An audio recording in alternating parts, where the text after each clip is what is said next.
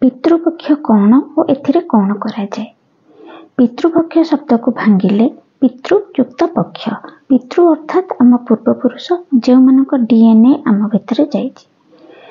ଓ ପକ୍ଷ କହିଲେ 15 ଦିନ। ଆମର ଓଡ଼ିଆ କ୍ୟାଲେଣ୍ଡର ହିସାବରେ ସୂର୍ଯ୍ୟଙ୍କ ଗତିକୁ ନେଇ ଗୋଟେ ମାସ ଯେଉଁଟା ସଂକ୍ରାନ୍ତିରୁ ଆରମ୍ଭ ହୁଏ, ଚନ୍ଦ୍ରଙ୍କ ଗତିକୁ ନେଇ ଯେଉଁ ମାସ ସେଟା ପୂର୍ଣ୍ଣିମାରୁ ଆରମ୍ଭ ହୁଏ।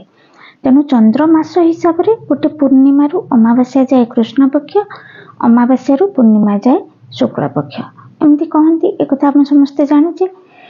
ଭାଦ୍ରବ ପୂର୍ଣ୍ଣିମା ବା ଇନ୍ଦୁ ପୂର୍ଣ୍ଣିମା, ଇନ୍ଦୁ କହିଲେ ଚନ୍ଦ୍ର, ଏହି ପୂର୍ଣ୍ଣିମା ଚନ୍ଦ୍ରଙ୍କ ନାଁରେ ନାମିତ କରାଯାଇଛି। ଏହି ଇନ୍ଦୁ ପୂର୍ଣ୍ଣିମାରୁ ମହାଳୟା ଅମାବାସ୍ୟା ଯାଏ ଯେଉଁ କୃଷ୍ଣ ପକ୍ଷଟା ପଡ଼େ ତାକୁ ପିତୃପକ୍ଷ କହନ୍ତି। ବର୍ଷର ବିଭିନ୍ନ ସମୟ ଆମେ ବିଭିନ୍ନ ଦେବାଦେବୀଙ୍କ ଉଦ୍ଦେଶ୍ୟରେ, ପିତୃପୁରୁଷଙ୍କ ଉଦ୍ଦେଶ୍ୟରେ ଉଦ୍ଦିଷ୍ଟ। ଯେମିତିକି ମାର୍ଗଶିର ମାସ ହେଲା ସେଟା ମା ଲକ୍ଷ୍ମୀଙ୍କ ପାଇଁ, ଚତୁର୍ଦ୍ଦଶୀ ହେଲା ସେଟା ମହାଦେବଙ୍କ ପାଇଁ ଯେମିତି ଉଦ୍ଦିଷ୍ଟ, ପିତୃପକ୍ଷ ସେମିତି ଆମର ପିତୃଦେବଙ୍କ ପାଇଁ ଉଦ୍ଦିଷ୍ଟ। ଆମ ପୂର୍ବପୁରୁଷ ଏହି ସମୟରେ ଆମକୁ ଦେଖା କରିବାକୁ ଆସନ୍ତି, ପରିଦର୍ଶନ କରିବାକୁ ଆସନ୍ତି। ଏହି ସମୟରେ ଆମେ ସେମାନଙ୍କ ସହିତ ଶୀଘ୍ର କନେକ୍ଟେଡ ହଉ, ଆଉ ତାଙ୍କର ଯାହାର ପିତୃଦୋଷ ରହିଥିବ ସେମାନେ ଏହି ପକ୍ଷରେ ତର୍ପଣ କଲେ ତାଙ୍କର ପିତୃଦୋଷ ଦୂର ହୁଏ ଓ ପିତୃପୁରୁଷଙ୍କ ଆଶୀର୍ବାଦ ମିଳେ।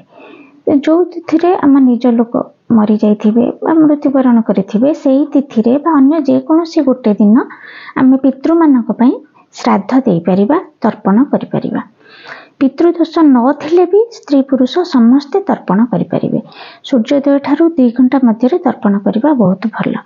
ତର୍ପଣରେ ଆମେ ଘରଦ୍ୱାର ସଫା କରିବା, ନିଜେ ଗାଧେଇବା, ଆଉ ଗୋଟେ ପାତ୍ରରେ ଜଳ, ଗଙ୍ଗା ଜଳ, ଧଳା ଫୁଲ, କଳା ତିଳ, ତୁଳସୀ ପତ୍ର, ଅକ୍ଷତ ଇତ୍ୟାଦି ପକାଇ ପିତୃମାନଙ୍କୁ 3 ଥର ଜଳଦାନ କରିପାରିବା।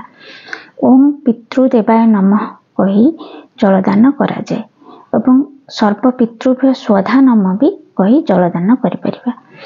ଏମିତି 15 ଦିନ ଡେଲି କରିପାରିବା, ନଚେତ୍ ଅମାବାସ୍ୟା ତିଥିରେ ବି କରିପାରିବା। ଆମ ପିତୃପୁରୁଷ ଯଦି ଅଶାନ୍ତ ଥିବେ, କଷ୍ଟ ପାଉଥିବେ, ତେବେ ଏହାଦ୍ୱାରା ସେମାନେ ତୃପ୍ତ ହେବେ ଓ ଆମକୁ ଆଶୀର୍ବାଦ ଦେବେ। ପିତୃପୁରୁଷଙ୍କ ଆଶୀର୍ବାଦରେ ଆମ ଜୀବନର ବାଧାବିଘ୍ନ ସବୁ ଦୂର ହେବ। ପିତୃପକ୍ଷରେ ଆମିଷ ଖାଇବା ଉଚିତ ନୁହଁ, କୌଣସି ଭଲ ଜିନିଷ କରିବା ଉଚିତ ନୁହଁ, କୌଣସି ନୂଆ କାର୍ଯ୍ୟ ବି ଆରମ୍ଭ କରିବା ଉଚିତ ନୁହଁ। ଏ ବର୍ଷ 25ରେ ଆମର ଯେଉଁ ପିତୃପକ୍ଷ ପଡ଼ୁଛି ଏଇଟା ସ୍ପେଶାଲ, କାରଣ ଏଇଟା ଚନ୍ଦ୍ରଗ୍ରହଣରୁ ଆରମ୍ଭ ହେଉଛି, ସୂର୍ଯ୍ୟପରାଗରେ ସରୁଛି। ଇଣ୍ଡିଆକୁ ସୂର୍ଯ୍ୟପରାଗ ଦିଶୁନି କିନ୍ତୁ ହେଉଛି। ତେଣୁ ଏ ବର୍ଷ ପିତୃପକ୍ଷ ବହୁତ ସ୍ପେଶାଲ। ଓମ୍ ପିତୃଭ୍ୟ ନମଃ।